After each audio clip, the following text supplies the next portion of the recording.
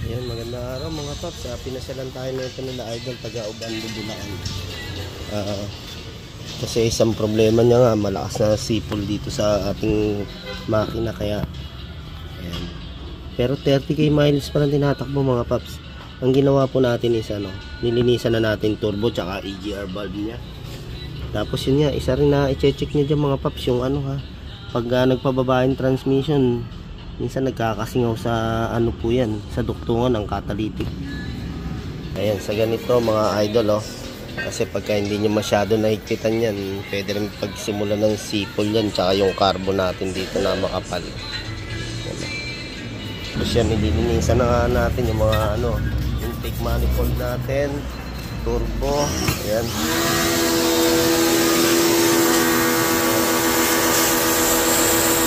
Tapos syempre yung EGR natin na lagi natin nililinisan mga paps. Ayan na po. Tatanggalin natin yung solenoid para malinisan natin ng maayos.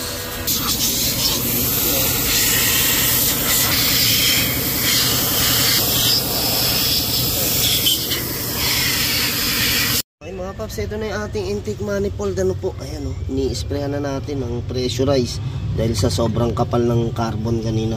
Tapos ingatan po natin yung mga ating connection. Baka yan po ay dapat hindi na natin ini-sprayan din po talaga yan. Ingatan lang din natin to. Papa-plastic na natin to. Yung mga idol buo na yung ating turbo. Mabawasan yung ingay na naririnig ni boss dito sa kanyang sasakyan. Okay, malapit na nga po matapos. Ayan. Yung filter pinalitan na natin mga idol para maganda yung higop ng ating turbo, malinis lagi. Tapos fuel filter pinapalitan natin. Ayan, nakasalpak na yung turbo, pati EGR. Okay nga toy, read mo nga toy. Read mo. Read natin.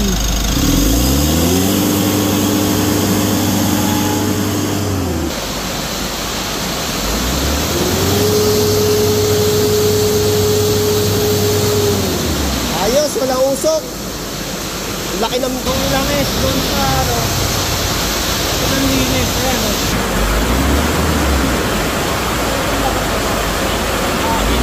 Ayan mga idol ang linaw na ng usok natin dahil nalinisan natin yung catalytic.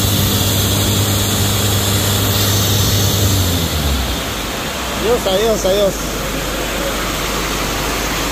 Ayun mga paps, natapos na nga namin gawin yung L300 ni boss na galing pa ng Obando, Bulacan. Pinasyalan tayo dito po. Ayan si Idol. Idol, thank you sa pagpunta rito sa amin. Okay boss, papasalamat po ako sa AE Car Care, the best. Yung sasakyan, yung pinoproblema namin sa turbo, kasi yung boss ko yung L300 2023 model, bali batang bata pa lang, 30,000 pa lang, umugong na yung yung turbo. Ngayon, pinalinis yung EGR at saka yung turbo dahil yun yung hinatol sa atin ng AE.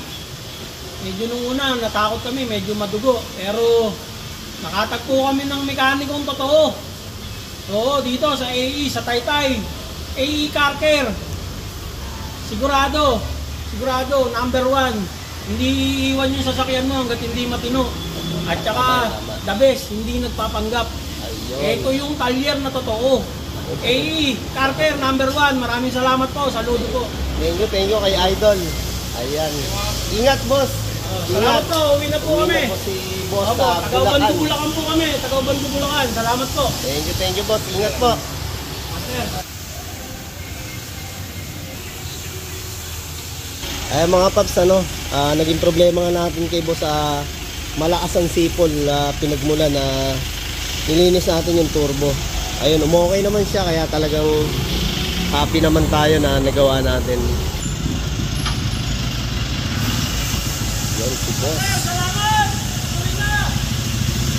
Thank you.